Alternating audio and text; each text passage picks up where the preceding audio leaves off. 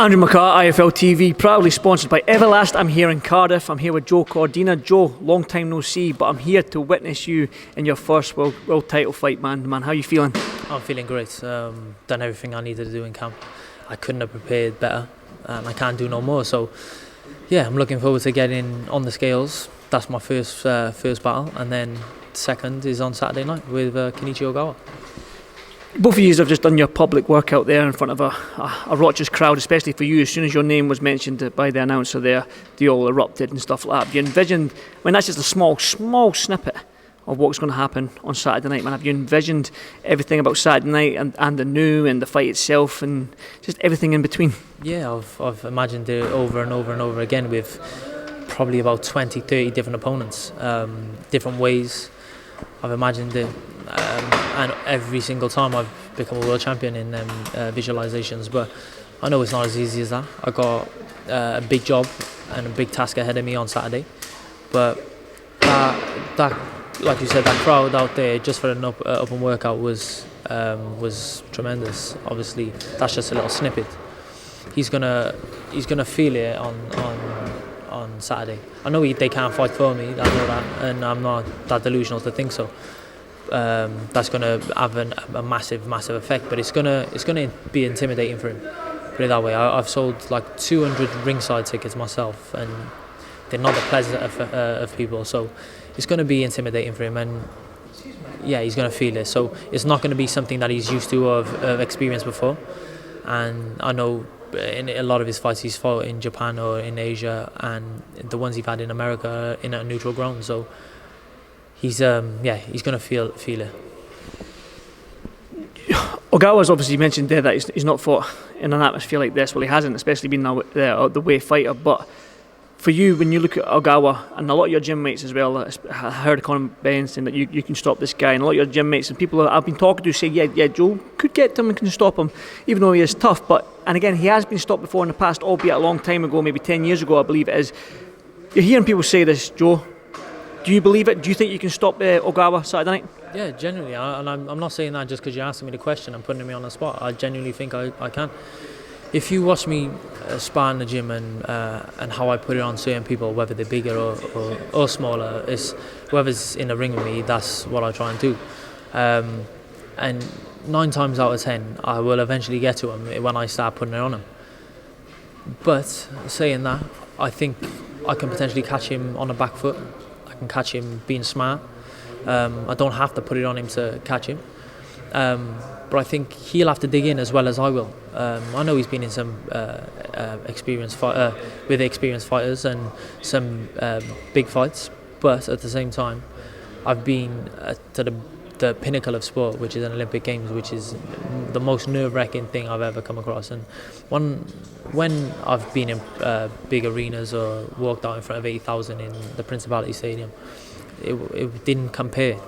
And this don't feel like no other fight. It don't feel no different to any other fight. So I don't think maybe on the night, maybe I don't know, because it is a big occasion. But at the same time, as it stands now, it don't feel like no different. I got all the media doing what I need to do, and that's a part of what I do. But yeah, I think I can potentially stop him, and I can box him. As you know, that's my game, boxing.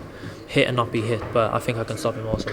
I'm glad you mentioned that, being Olympian and that extensive amateur career that you had, because you're fighting for a world title in only your 5th, I believe you're 14, so this will be your 15th fight. I mean, some people like Lomachenko, we can talk about Lomachenko obviously with his amateur career fighting for his 3rd fight, but do you wish you had more fights fighting top 10 opponents, or do you feel ready now? Do you feel this is your time? I think early on in my career, like my first, say, 10 fights, I wish I would have had a couple more, how can I say? I don't want to disrespect and say journeyman, but them sort of caliber of fighters, where I can practice my craft and practice what I've been learning on. But I was learning and practicing while I was in there, and I started progressing very quickly. And I was fighting for a Commonwealth title on, I think, my 6th or 7th fight, and for a WBA international 5 or 6 fights. So, and then after that, I only went 4 rounds and then was fighting championship rounds, 12 rounders, 10 rounders, and that's what I've done since. So yeah, I'd say it's a lot of maybe top 10 guys, but at the same time I just believe I'm ready for this. I think I'm at that caliber. I think I'm better than a lot of the top 10 guys, and it's not me saying it and just trying to gas myself. It's not like that. I genuinely believe it, and people who have been in with me will back that. As Conor said, he believes in me. A lot of other fighters believe in me. People who have sparred me will know. People who have boxed me will know. And yeah, I genuinely believe that I'm one of the best in the 130 division. I know a fighter never looks past the fight they've got on Saturday night, but there's still a human element to you, a fighter. Do you know what I mean? So have you looked at the division and the names in this division? I'm sure Rakimov is going to have something to say if you win that title on Saturday night. He might be a potential opponent. I mean, Selfa Barrett's in your division. That might be a voluntary for you. Have you, obviously, Shakur Stevenson, the unification. Have you thought that far ahead? Have you looked at that division and been like, because I know we spoke a little bit off camera there, you've never been to New York. Have you thought about fighting in New York, Madison Square Garden? There's all these things winning this world title. Have you thought about that as the human being aspect of a fighter? The future, maybe 12, 24 months from now? Yeah, I visualise me fighting every single person you named then. And yeah, it's like you said, I'm only human. We have them thoughts.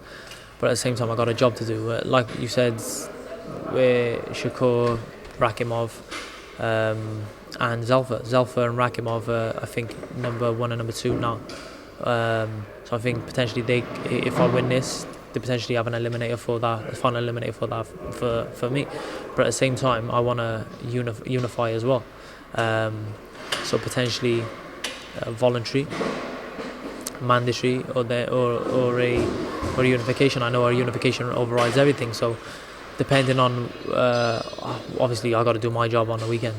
Then I can talk about them things. But until then, I can't even look at Shakur, and I can't look at Gutierrez, and I can't look at Zelfa or Rakimov. I got to do my job on the weekend. One final one for me then. Saturday night's only three days away. I mean, what can we expect from Joe Cordina, man? I mean, your first world title fight, and the new, then words being shouted by David Diamante. I mean, what can we expect from you? Yeah, that's what you're gonna hear, and the new. I'm not gonna say I'm gonna go out there and knock him out, this, that, and the other, and do a Rolly Romero. I'm knocking him out in 1 round. It's not me. I'm gonna go out there, box the orders, and box to a game plan that Tony have put together for me, and get that win and set myself and my family up for the future. Definitely, Joe. Listen, I'll see you tomorrow at the press conference. Good luck, and thanks again, mate. Thank you, brother. Welcome, Team Everlast, to the Team Everlast Fitness app.